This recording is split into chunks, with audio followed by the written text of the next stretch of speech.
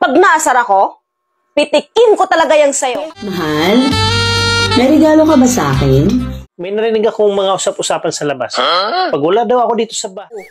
Maliit yung sayo eh.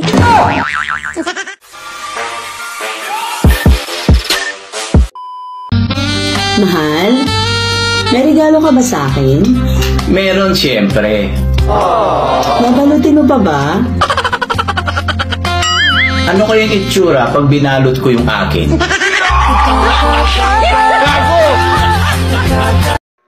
Pag naasar ako, pitikin ko talaga yang sayo. Sa'yo yung pitikin mo, wag sa akin. Nang bababae ka pa rin? Kailan ka ba talaga titigil? Bakit mo ako patigilin? Sa sobrang daming magaganda, paano na sila? Kung sino pa yung reject, siya pa yung mahilig. Paano mo nasabing reject ako? Di ba pag nag-harvest ng mga prutas, bukod sa nabibiyak, ano pa yung nire-reject? Mga maliliit. Oo, maliit yung sayo eh. Kung ganyan man lang na i-reject ako, tahiin nyo na lang yun sa inyo. Kung tatahiin namin, maraming lalaking magbibigti. Reject din naman yung sa inyo ah. Paano naging reject ang malaki?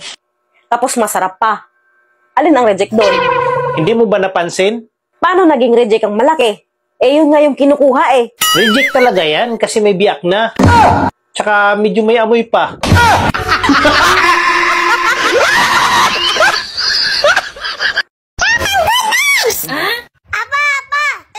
Oh anak, bakit? Oh no! May tatanong po ako. May tanong ka? Oo. Eh ano naman yung tanong mo? Anong hayop ang nagsasalita ng bakit? Hayop na nagsasalita ng bakit? Oo. Eh, meron bang ganon? Meron. Oo. Eh, ano? Onggoy. Onggoy? Oo. Bakit? Oh, tingnan mo.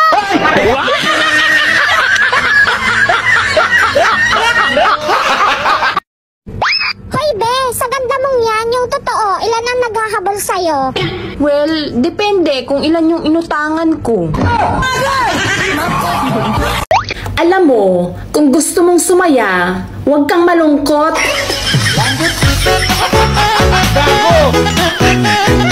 Alam mo, sumusubra na talaga yung mga kapitbahay natin.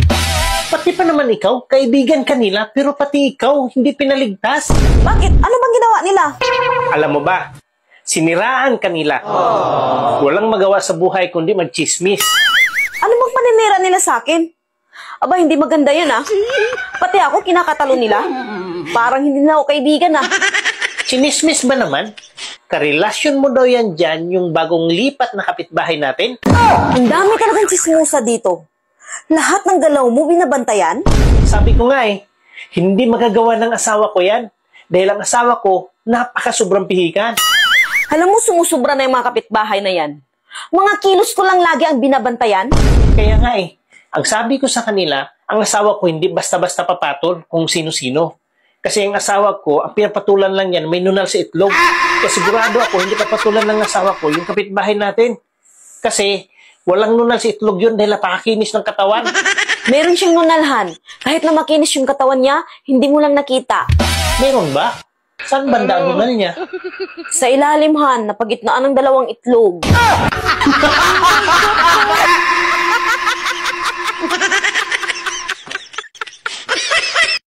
Hoy, mag-usap nga tayo. Bakit parang galit na galit ka? Tsaka ano bang pag-uusapan natin? May binuntis ka daw na babae? Bakit? Ikaw ba ang nanay ng babae?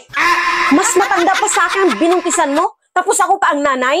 Ay, akala ko kasi ikaw. Kasi ikaw yung galit na galit. Kaya ako galit na galit dahil yan ang kasalanan mo sa akin. Bakit? Ano bang kasalanan ko? Wala naman akong kasalanan na nagawa sa'yo ah. Hindi ba kasalanan na binuntisan mo yung babae? Eh, bakit ako nagkasala sa'yo? Eh, hindi naman ikaw yung binuntisan ko ah. Sa babae ako nagkasala, hindi sa'yo. Ganon ba yon? Oo naman. Siyempre. Lusot. Ibig sabihin, malaki ang kasalanan ni kumpare sa akin. Alam mo, mas mabuti pa matulog ka na. Kung sino-sino na yung taong tinuturo mo na may kasalanan sa'yo eh. Paano naman nagkasala is kumpare sa'yo? Eh, binuntis rin niya ako eh.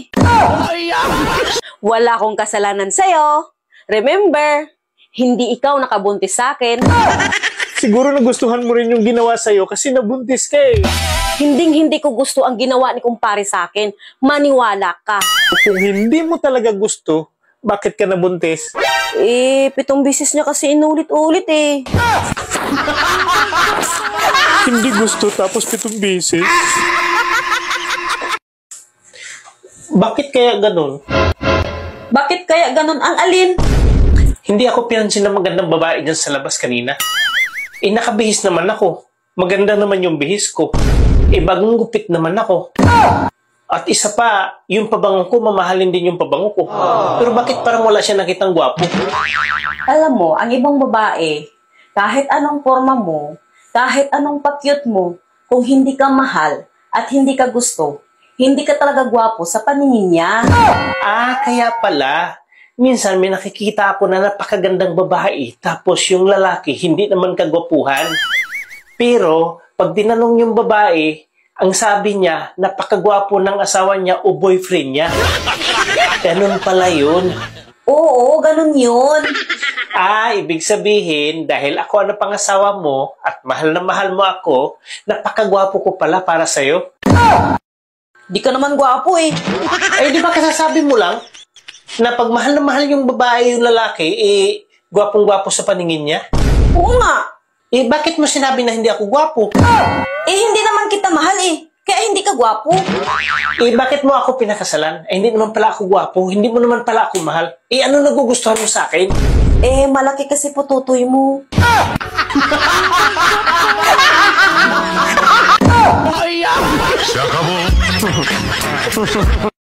May narinig akong mga usap-usapan sa labas. Pag wala daw ako dito sa bahay, pumupunta dito si kumpare. Wala nagpapaniwala ka naman sa mga chismis. Siguro may milagrong nangyayari dito. Ano ibig sabihin ng milagro? Ang ibig sabihin ng milagro, imposibleng mangyayari, pero nangyayari talaga. Pero hindi sinasadya. Ay wala namang milagro. Kung walang milagro, bakit pumunta dito si kumpare? May ginawa si kumpare pero sigurado ako na hindi milagro. Ay mabuti kung ganun. Ano palang ginawa niya dito? Tinanggal lang naman niya yung bra ko. Sabi ko na may milagro nangyari talaga eh. Di ba nga, sabi mo, pagka milagro hindi sinasadya pero nangyayari? Oo. Sinadya niya yun eh, kaya hindi milagro yun. Sobrang concern pa nga ni kumpare sa'yo eh. At ayaw niyang magagalit ka. Concern? Concern pa ba sa lagay na yun? At paano mo nasabi na ayaw niya na magagalit ako? Sabi niya, huwag ko daw sabihin sa'yo nangyari. Para hindi ka daw magagalit. Sobrang bait niya, no?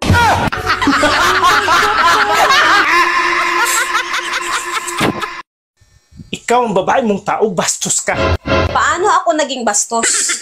Tinatanong mo pa? Nagpahalik ka sa ibang lalaki na hindi mo man lang kilala? Anong hindi kilala? Katrabaho ko yun. At bakit ka nagpapahalik? May asawa kang tao, bastos ka talaga. Aba, sa biso-biso nababasusan ka? Pero sa ginawa mo sa akin, pinatagilid, pinataas yung dalawa kong paa, pinatayo. Hindi ka nababasusan? Tapos nakanganga ka pa. Han, tumawag nga palang mama ko kanina. Bakit daw tumawag si mama? Kailan mo daw ako pakasalan? Nangako ka daw sa kanila na pagkatapos mo ako i-testing, papakasalan mo ko. Kaya nga, may testing eh. Alam nga naman pakakasalan kita kung hindi naman maganda ang result. Sigurado naman ako na maganda ang result ng pag-testing mo sa akin eh. At paano mo naman nasabi na maganda yung result? Ako dapat magsasabi sa'yo niyan, hindi ikaw. Bakit? Maganda naman talaga ang result ah. At alam na alam ko yun. At paano mo naman nalaman na maganda yung result, ha? Kasi yung time na yon, pumuti kasi mata mo. Alam mo na naman, paano pumuti yung mata ko? Ganun oh.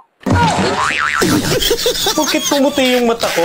Maganda na yung result at pakakasalan na kita? Diba? Yun ang gusto mo. Oo, ando na tayo.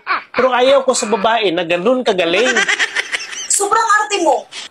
Yung iba nga, gusto nila magaling. Tapos ikaw ayaw mo? Sila yon, pero ako, ayaw ko. Bakit ayaw mo? Paano kung hindi nababalik yung eyeball ko?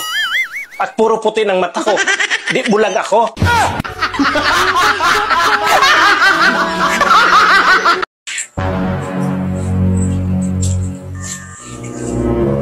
Oh, Han, andiyan ka na pala. Nakautang ka ba kay kumpare? Oo, Han, 5,000. May advance interest pala to? Oo, Han, meron. Wala tayong magawa. Yan talaga yung patakaran nila eh. Bakit kasi hindi mo sinabi na may advance interest pala yan? At di ko rin kasi alam kung ano yan. Pasensya ka na, Han. Hindi ko pala naipaliwanag sa'yo kung ano yung advance interest. Asa na pala yung pera na nahiram mo? Ito oh. Oh, bakit 5,000 pa rin to? Di ba 5,000 naman yung hiniram mo? Oo, pero dapat may bawas na yung 5K kasi nga mayroong advance interest, di ba? Binayaran ko na. Paano mo nabayaran? Eh, wala ka naman dalang pera. Kaya nga tayo nangutang. Bakit? Pera ba ang pambayad sa advance interest? Eh, siyempre, alam nga naman. Ano pala yung pinambayad mo? Sabi kasi ni kumpare, paano Mare, kunin ko na ng sagad ang interest ha? Oh, tapos ano sabi mo?